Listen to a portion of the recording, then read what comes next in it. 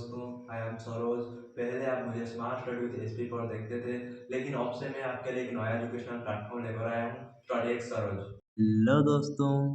आप लोग ने कभी सोचे हैं कि शेक्सपियर से पहले इंग्लिश ड्रामा कैसे था? ये बहुत ही सिंपल था, रिलीजियस था और थोड़ा बोरिंग भी था।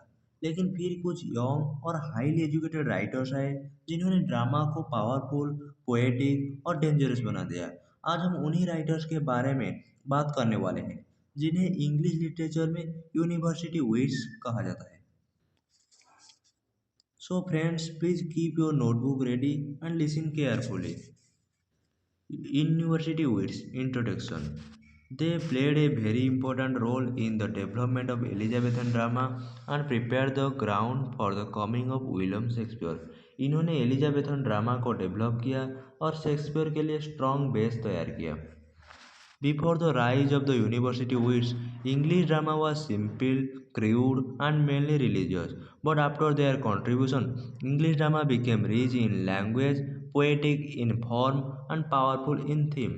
यूनिवर्सिटी विट्स से पहले ड्रामा सिंपल, थोड़ा क्रूड और ज़्यादातर रिलीजियस होता था, लेकिन ये राइटर्स के आने के बाद ड्रामा लैंग्वेज में रिच, फॉर्म में पोएटिक और थीम्स में पावरफुल हो गया। एग्जाम्पल जैसे कि पहले मोबाइल सिर्फ कॉलिंग के लिए यूज होता था, लेकिन बाद में स्मार्टफोन बन गया। अब आते हैं हिस्टोरिकल बैकग्राउंड पर। To understand the university wits we must first understand the historical context. University wits को समझने के लिए हमें उस टाइम का हिस्ट्री को समझना जरूरी है। The university wits belonged to the late 16th century, especially during the reign of Queen Elizabeth I, 1558 to 1603। ये राइटर्स 16th सेंचुरी के एंड के हैं, जब क्वीन एलिजाबेथ I इंग्लैंड पर रूल कर रही थी। This period is also known as the Elizabethan Age, which is considered the golden age of English literature। इसी टाइम पीरियड को एलिजाबेथन एज कहते हैं, जो इंग्लिश लिटरेचर का गोल्डन एज माना जाता है। During this time, England was experiencing the Renaissance. There was a revival of classical Greek and Roman learning. Universities like Oxford and Cambridge became centers of higher education. इस समय England में renaissance चल रहा था, मतलब नए आइडियाज़ का जन्म हो रहा था। ग्रीक और रोमान फिर से पॉपुलर हो गई। ऑक्सफोर्ड और कैम्ब्रिज जैसे यूनिवर्सिटी हायर एजुकेशन के सेंटर बन गई। Students studied Latin, Greek, philosophy, history, and rhetoric. These educated young men later used their classical knowledge to improve English drama। दोस्तों, वहाँ पर स्टूडेंट्स थे लाटिन, ग्रीक, फिलोसॉफी, हिस्ट्री और rhetoric पढ़ते थे। यही स्टूडेंट्स बाद में अपने क्लासिकल नॉलेज को इंग्लिश ड्रामा को इम्प्रूव करने में यूज करते हैं। एग्जाम्पल जैसे कि आज के स्टूडेंट्स फॉरेन यूनिवर्सिटीज़ के आइडियाज यहाँ अप्लाई करते हैं।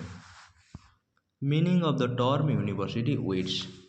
The term university wits refers to a group of educated playwrights who studied at famous universities, used their learning and intelligence in drama, introduced new themes, new style, and new dramatic techniques. The term university wits was coined by George Saintsbury, a literary critic।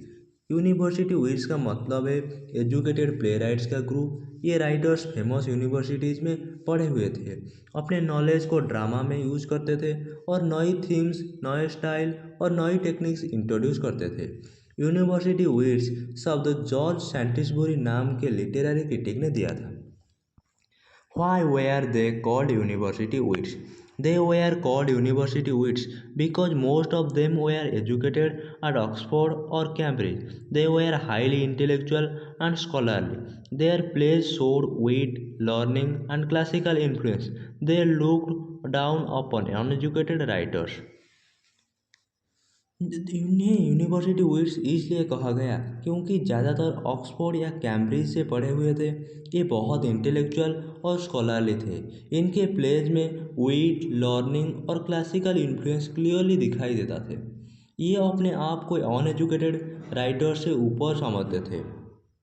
The word wit here means intelligence and mental sharpness, not humour. Wit का मतलब यहाँ humour नहीं बल्कि intelligence और mental sharpness है। Condition of English drama before university weeks. Before the university weeks, English drama mainly consisted of mystery plays, miracle plays, and morality plays. These plays were religious in nature, written in simple language, meant for moral teaching, lacking psychological depth. There was no strong plot, no complex characters, and no poetic excellence. University wheat से पहले English drama mystery miracle और morality pledge तक limited था। ये pledge धार्मिक होते थे, language simple होती थी और सिर्फ मोरल लेसन देने के लिए लिखी जाती थी। इसमें ना स्ट्रॉन्ग प्लॉट होता था, नो कॉम्प्लेक्स कैरेक्टर्स और ना ही पोएट्री की चार्म होती थी। The university wits changed all these major characteristics of university wits. University wits ने पूरा सिस्टम चेंज कर दिया। अब आते हैं मेजर कैरेक्टरिस्टिक्स पर। Classical influence. The university wits were deeply influenced by Greek drama, Roman writers like Seneca and Plautus. University wits Greek धर्म और रोमन राइटर्स जैसे सेनेसा और प्लाउटस से डीप इन्फ्लुएंस थे। They introduced classical theme, tragedy based on great heroes, revenge and ambition. Classical theme, इन्होंने classical themes, great heroes पर based tragedy, revenge और ambition जैसे आइडियाज इंट्रोड्यूस किए। अब आते हैं यूज ऑफ ब्लैंक वर्स पर। One of their greatest contributions was the use of blank verse. Blank verse means on-rhymed iambic pentameter. Christopher Marlowe especially made blank verse powerful musical suitable for dramatic expression. This later influenced Shakespeare. Blank verse का मतलब है बिना rhyme वाली iambic pentameter poetry. Christopher Marlowe ने इसे powerful musical और drama के लिए परफेक्ट बना दिया। Rich and poetic language. Their language was highly poetic, full of imagery, dramatic and emotional. They moved drama from simple prose to poetic excellence. इनकी language poetic थे, imagery से भरी हुई थी, ड्रामेटिक और इमोशनल थी। अब आते हैं पॉपुलर थीम्स पर। They combined learning with popular taste. Common themes were heroism, ambition, power, love and passion, magic, revenge. Thus they appeal to both educated audience, common people. दोस्तों, इन्होंने लर्निंग को popular test के साथ mix किया। Heroism, ambition, power, love, passion, magic और revenge common themes थे। अब आते हैं इंडिविजुअलिज्म एंड स्ट्रॉन्ग कैरेक्टर पर। Their heroes were strong, wild, ambitious, often tragic. For example, Marlowe's heroes want unlimited power for knowledge. This shows Renaissance spirit of individualism. दोस्तों, इनके जो heroes थे strong will थे, एम्बिशंस थे और अक्सर tragic होते थे। मार्लो के हीरोज अनलिमिटेड पावर या नॉलेज था। ये रेनेसां से इंडिविजुअलिज्म को शो करता है। अब आते हैं members of the university wits. Now let us discuss the important members. Christopher Marlowe 1564 to 1593, educated at University of Cambridge, the most famous among the university wits, known for mighty line, powerful blank verse. Major plays Dr. Faustus, Tamburlaine, The Jew of Malta, Edward II. Contribution made blank verse powerful, created ambitious tragic heroes, strong influence on Shakespeare. Christopher Marlowe, दोस्तों, इन्होंने Cambridge university में पढ़े थे और ये सबसे university विट में अनोखा थे। ये ब्लैंक वर्स का मास्टर थे। अब आते हैं थॉमस नासे पर। Educated at university of Cambridge, known for prose writing and satire, sharp wit and controversial style. Contribution था उनका added realism and satire, known for pamphlets and literary criticism. दोस्तों, Thomas Nashe ने Cambridge university में पढ़े थे और Thomas नासे satire और प्रोज राइटिंग के लिए फेमस है। अब आते हैं रॉबर्ट ग्रीनी पर।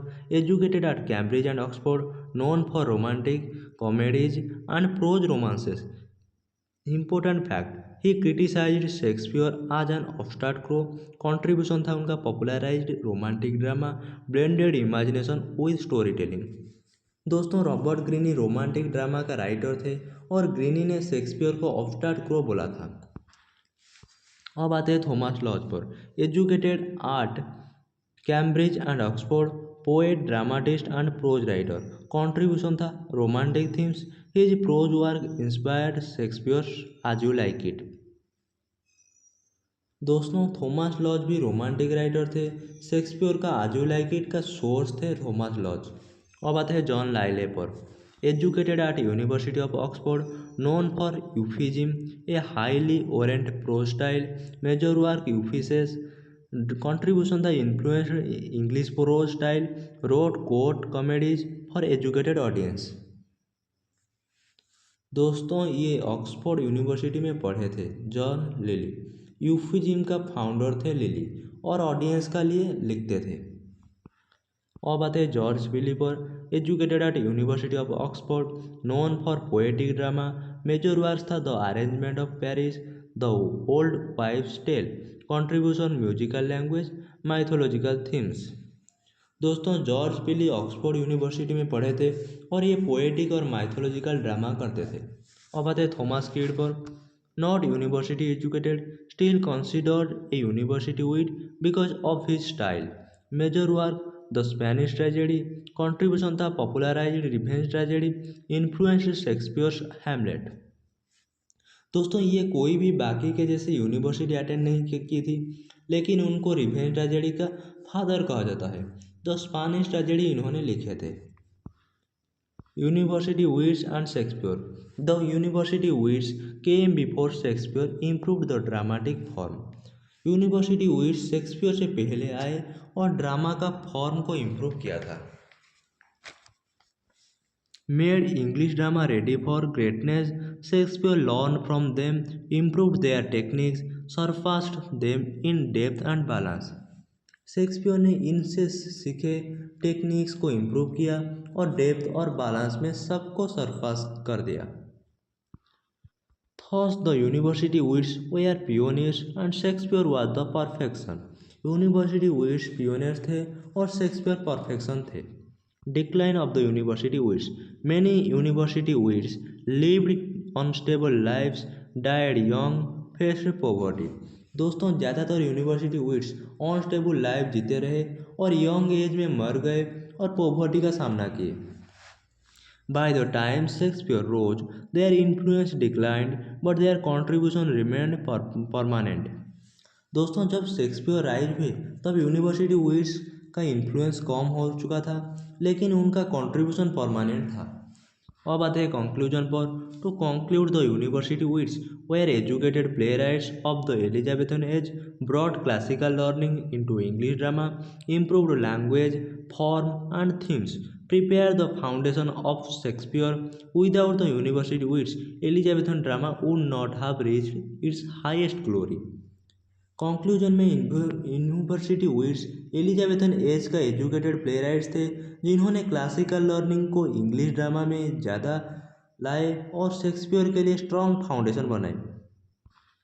The university wits were the torch bearers of Elizabethan drama whose learning and imagination transform English theatre for ever.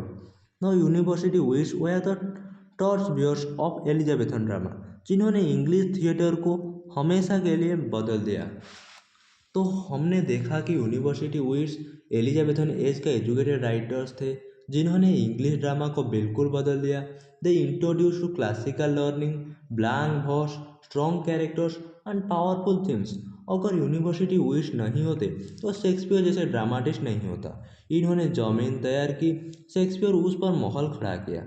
इसलिए यूनिवर्सिटी विट्स एलिजाबेथन ड्रामा के पियोनियर थे जो अंधेरा से रोशनी की तरफ ड्रामा को ले आए।